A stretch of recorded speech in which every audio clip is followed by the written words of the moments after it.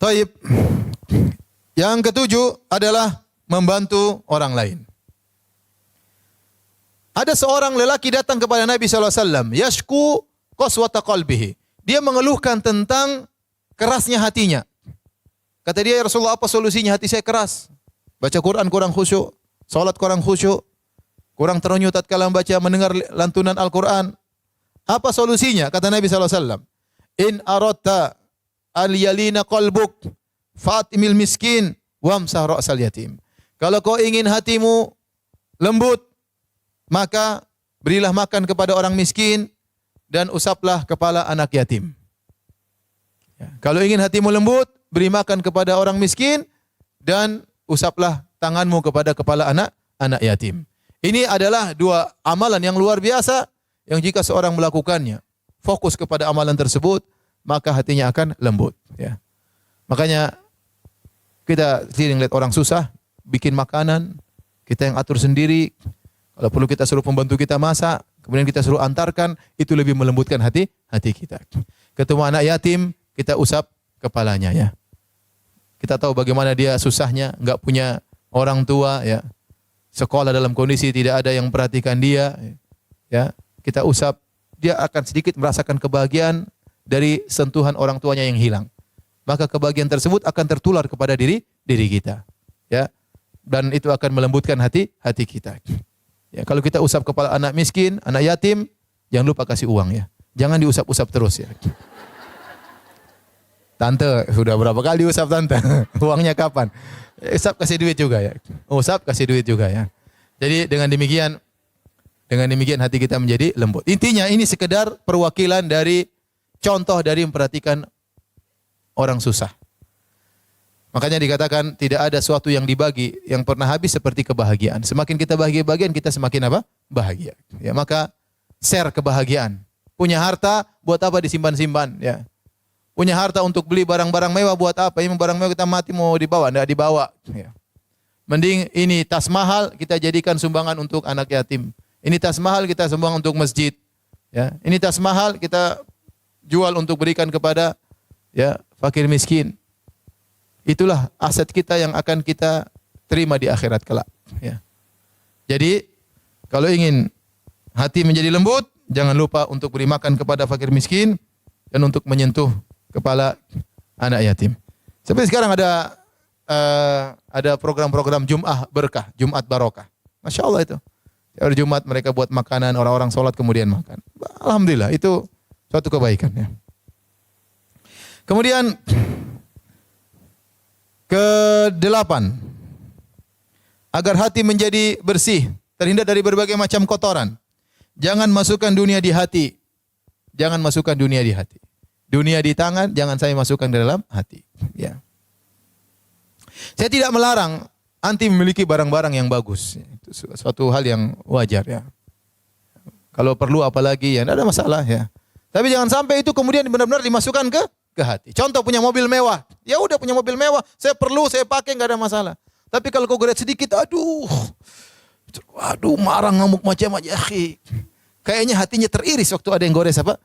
Mobilnya. Itu mobil itu benda besi, ngapain ente terkiris hatinya? Santai aja ya. Itu dunia. Ya. Maksudnya itu contoh bahwasanya dunia tersebut sudah masuk ke hati. Ada kawan saya bikin rumah, kemudian kolam renang, kemudian indoor dan macam-macam. Saya bilang ya akhi, jangan terlalu mewah-mewah nanti.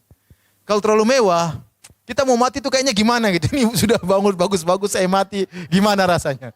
Tapi kalau biasa-biasanya meninggal ya sudahlah, ini buat keluarga, buat yang lain gak ada masalah. Maksudnya boleh kita punya dunia, tapi jangan terlalu yang perfect, jangan terlalu yang high class, jangan terlalu seperti itu buat kita rusak hati kita. Terus belum lagi kita tidak selamat dari kesombongan dan keangkuhan. Benar. Orang punya perkara barang-barang high class, itu tidak mau dia pasti sombong. Mau tidak mau. Kalau Nabi katakan dahulu, al-khuyala, wal kibar, fi ahli al-khayl, kesombongan, keangkuhan berada pada pemilik-pemilik kuda. Kenapa orang punya kuda bangga-banggaan? Kuda saya besar, kuda saya ini gagah, kuda saya berlari cepat. Ada kesombongan, mau tidak mau dia akan terjadi demikian. Kecuali orang yang diselamatkan oleh Allah Subhanahu wa taala. Apalagi barang-barang mewah. Barang-barang mewah, ya. Punya motor mewah ya. Buat apa beli motor mewah-mewah ya? mau jalan di jalan ya. Motor Harley Dimension. Kemudian saya lihat orang bawa motor di jalan. Ya kita nggak tahu hati dia. Cuma waduh sayang motor semahal itu. Kalau ada manfaatnya silakan. Anti mau punya pesawat, Ustadz saya beli pesawat untuk keluarga, silakan bagus. Daripada campur ketemu pesawat yang pramugari ya sendiri rumah enggak. Mobil pesawat sendiri pribadi enggak ada masalah. Kalau perlu enggak ada masalah. Tapi coba punya motor besar, kemudian orangnya kecil, kemudian kalau lampu merah dia harus turun karena enggak bisa ini. Terus gagangnya begini. Ya capek bawa motor begini. Apa perlu silakan. Anti bisa jawab kalau dihisab oleh Allah silakan. Tapi saya katakan memiliki barang-barang yang high class, yang perfect itu pasti berpengaruh pada hati seorang. Mau tidak mau. Mau tidak mau. Ya. Maksud saya, udahlah. Buat apa kita bergaya-gaya dengan dunia akan kita tinggalkan. Saya tidak melarang anti punya mobil mewah, silakan perlu. Orang punya mobil besar perlu nyaman silakan, apalagi untuk safarnya apa. Tapi jangan masukkan kemana? Ke hati. Ibu punya tas bagus, oke lah, tapi jangan berlebihan. Kalau berlebihan akhirnya masuk kemana? Ke hati. Mau tidak itu tidak bisa. Kita manusia lihat barang bagus pasti masuk ke dalam apa? Hati. Tatkala sudah masuk ke hati, pikiran kita mulai dunia. Sudah. Nanti sakratul maut gimana menghadapinya? Wallahu alam, saya nggak tahu. Ya.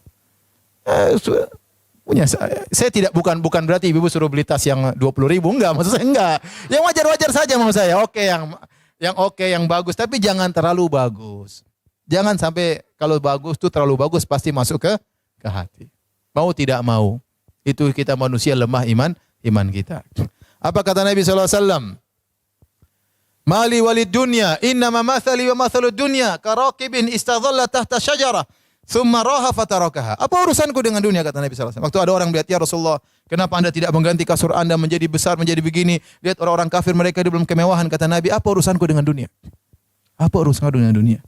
Perumpamaanku dengan perumpamaan dunia seperti seorang yang sedang berjalan, kemudian mampir di bawah pohon sebentar, kemudian melanjutkan. Dunia itu pohon yang ditinggalkan. Tidaklah kita kecuali hanyalah salah satu fase dari perjalanan kita yang panjang. Ini fase salah satu kehidupan, 60 tahun, 70 tahun, kemudian kita akan masuk dalam fase alam barzakh, entah berapa ribu tahun. Kemudian kita masuk dalam fase alam padang mahsyar 50.000 tahun, setelah itu surga atau neraka. Jangan kita terpedaya di fase yang singkat ini. Maka silakan punya dunia, ya. Ingatlah dunia itu tidak akan Anda bawa dalam alam barzakh. Ingatlah dunia Anda bawa tersebut, yang Anda miliki dunia ini semakin berat hisab Anda. Yakin hal tersebut. Kalau tidak dunia tersebut bukan karena Allah, maka itu malah petaka bagi Anda. Saya ulangi, kalau dunia yang Anda kumpulkan bukan karena Allah. Ustaz saya ini untuk bagian ibu saya, Ustaz saya bagian anak-anak, silakan, enggak ada masalah. Anti bisa jawab di hadapan Allah Subhanahu wa taala. Tapi kalau anti hanya sekedar mengumpulkan dunia, ya hanya untuk koleksi anak, koleksi sini supaya diakui oleh orang bahwasanya saya ibu sosialita, musibah nanti hari kiamat. Musibah ya. Ya, memperpanjang hisab, repot. Yang kecil-kecil aja nggak bisa jawab, apalagi yang mahal-mahal. Gimana jawabnya? Taib. Yang berikutnya, yang ke-9. Senantiasa menerima takdir Allah Subhanahu wa taala, sehingga senantiasa husnudzon kepada Allah Subhanahu wa taala. Allah berfirman dalam surat Taghabun, "Ma asaba min musibatin illa bi idznillah." Tidak ada satu musibah pun yang menimpa kecuali dengan izin Allah. "Wa man yu'min billahi yahdi qalbah." Barang siapa yang beriman kepada Allah, artinya menerima takdir Allah, yahdi qalbah, Allah akan beri hidayah kepada hatinya. Hatinya jadi bersih, hatinya ditambah iman, hatinya penuh dengan keimanan. Wallahu bikulli syai'in alim. Allah Maha kuasa atas segala, maha mengetahui segala sesuatu. Ini di antara kiat yang paling kuat membuat seorang hatinya bersih, menerima dengan takdir Allah Subhanahu wa taala. Kita semua hidup dalam ujian. Saya sering sampaikan hal ini. Tidak ada yang tidak diuji. Laki, perempuan, kaya, miskin, tua, muda, semuanya diuji. Ada ujian yang akan Allah berikan kepada kita. Tapi kalau kita ya husnudzon kepada Allah, terima dengan semua takdir, maka hati kita akan menjadi bersih. Sudah qadarullah. Ini semua sudah tercatat 50.000 tahun sebelum Allah ciptakan langit dan bumi. Tidak mungkin kita menghindar. Ma asabaka lam yakun liyukhti'ak. Apa yang sudah Allah catat akan menimpamu, tidak akan lolos darimu. Wa ma akhta'aka lam yakun liyusibak. Apa yang Allah catat tidak akan mengenaimu, tidak bakalan mengenaimu. Jadi kalau kita terkena musibah, kita berusaha menghadapi tersebut, musibah tersebut kita hadapi, terus kita berpikir, ya sudahlah. Ini sudah tercatat 50.000 tahun. Bukan sebelum kita diciptakan. 50.000 tahun sebelum Allah menciptakan langit dan bumi sudah tercatat bahwasanya saya akan, misalnya anak saya akan meninggal. Sudah tercatat bahwasanya saya akan dicerai oleh suami saya. Tercatat bahwasanya saya akan dipoligami oleh suami saya, misalnya. Sedih ya? Sedih, takut tenengnya. Semua sudah dicatat. Mau ngelarang, mau bawa jenderal untuk menghalangi, kalau sudah ditakdirkan tidak akan bisa terhindarkan. Nah, tatkala kita menerima takdir Allah, hati kita menjadi tentram. Sudah, Allah tahu yang terbaik. Allah kasih saya ujian, berarti Allah tahu saya bisa menghadapinya. Allah tidak sembarang pilih. Allah pilih saya dikasih ujian ini, berarti saya bisa menghadapinya. Insya Allah saya bisa menghadapinya. Kalau kita mengatakan tidak mau, Allah bisa kasih ujian lain yang belum tentu kita bisa hadapi. Oleh karenanya ujian yang kita hadapi jalani.